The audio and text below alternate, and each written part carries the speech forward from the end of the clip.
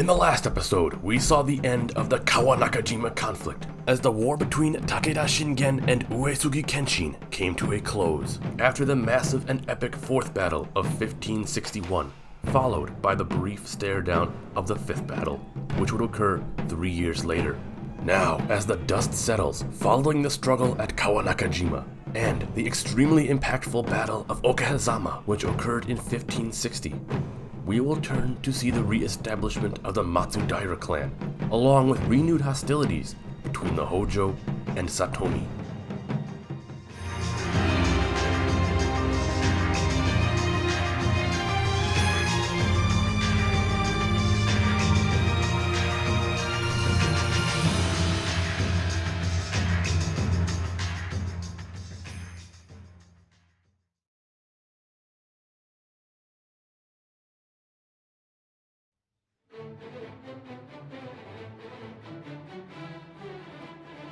The death of Imagawa Yoshimoto sent shockwaves across the east, where once stood one of the strongest and most stable samurai clans in the entire country, now had ruptured into a power vacuum, a void of military might which once had been positioned between many powerful neighbors, influencing politics and directing the currents of the warring states.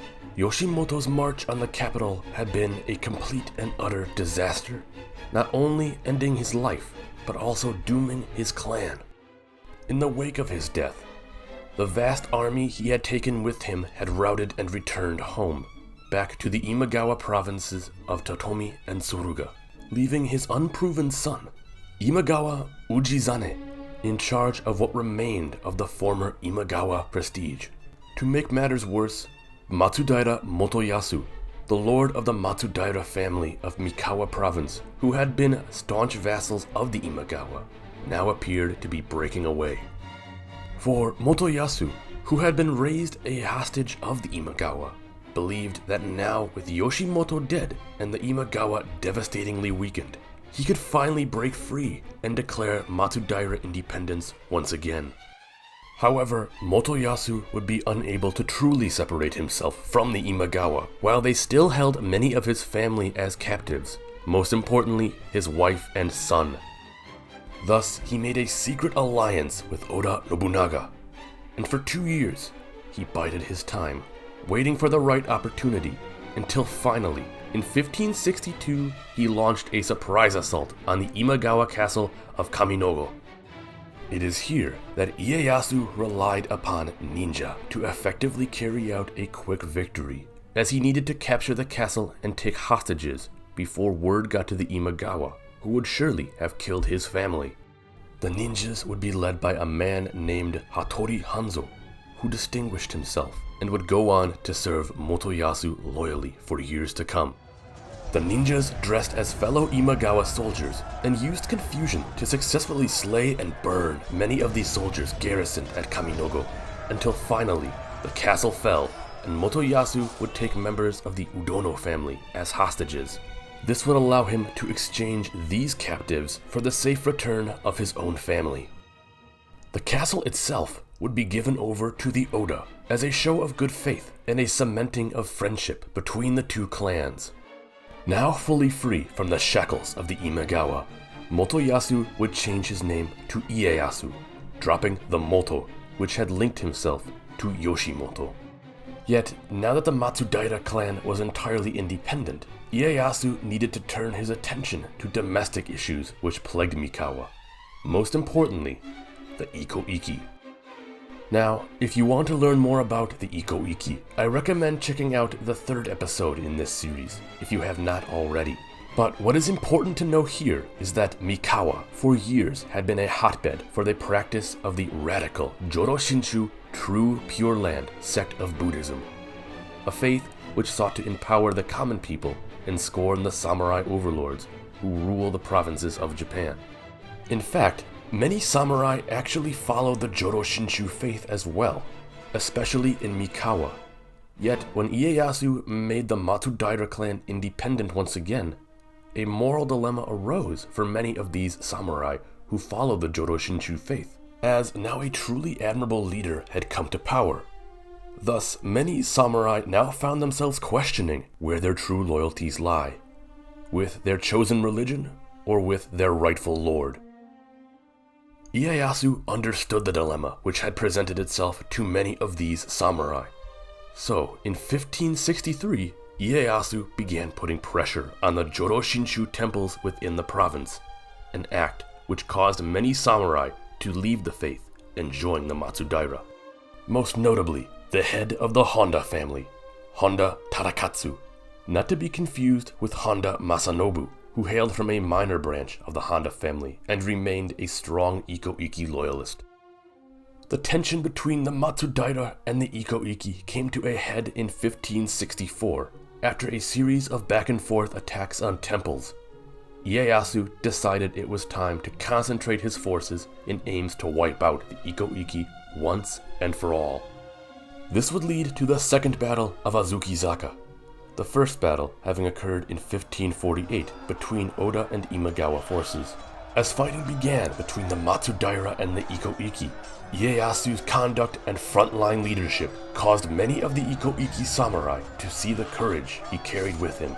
This caused many of the Ikko Ikki ranks to turn coat and side with the Matsudaira.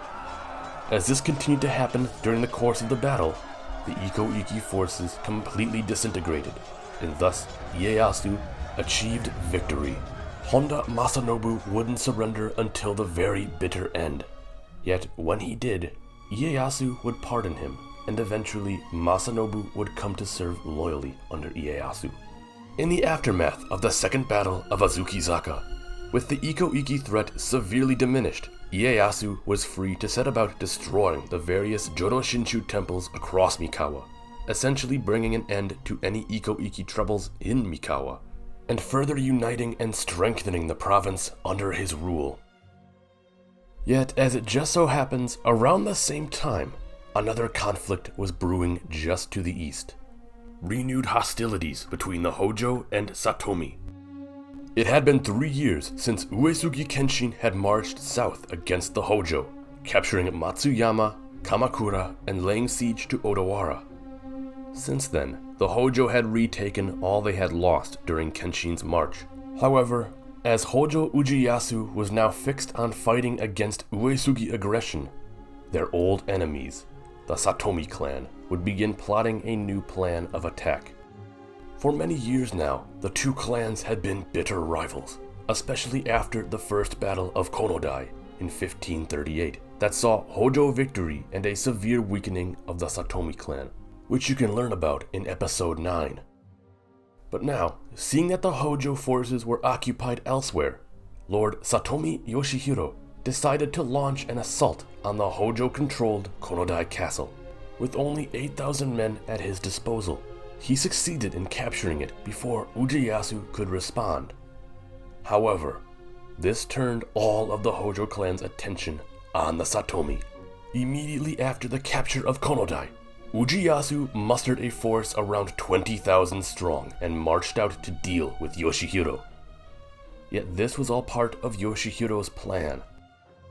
In May of 1564, the two armies met at what would be remembered as the Second Battle of Konodai. With Yoshihiro vastly outnumbered, he led an even smaller portion of his army against the Hojo, in an attack that would easily be halted and pushed back.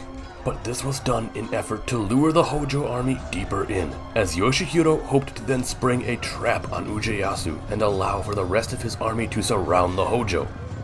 Unfortunately, this plan would never come to fruition, as Ieyasu anticipated such action and sent his son Ujimasa around to flank the Satomi rear. With Yoshihiro completely surrounded, the Satomi army broke and began to rout. The Hojo had won again, retaking Konodai and dealing such a devastating blow to the Satomi that they would never fully recover from this defeat. So, what can we learn? After the Battle of Okehazama, that saw the defeat of the Imagawa, Matsudaira Motoyasu, soon to be Ieyasu, would break away from his Imagawa overlords and secure new independence for the Matsudaira clan. However, he still needed to unite Mikawa province, which was heavily under the sway of the Ikko Ikki. After putting pressure on the Ikko Ikki and causing many of the samurai following the Joro Shinshu faith to switch to his side, Ieyasu would take the fight to the Ikko Ikki at the Second Battle of Azukizaka in 1564, defeating the monks and destroying most of the Joro Shinshu influence throughout the province. Around that same time, the Hojo and Satomi would go to war once again, when Satomi Yoshihiro decided to launch a new campaign, seizing Konodai Castle. Hojo Ieyasu would immediately head out to meet the Satomi clan, outwitting Yoshihiro's schemes and paving the way for yet another Hojo victory. In the next episode, the Mori clan and Imagawa clan are set to go to war, as the two titans of the West will come to clash at the second siege of Gasantora. But perhaps even more importantly, a divide within the Miyoshi clan will lead to an assault on Kyoto and the assassination of the shogun. Thank you for watching, and don't forget to like, subscribe, and ring that notification bell if you enjoyed this video and found it to be most informative.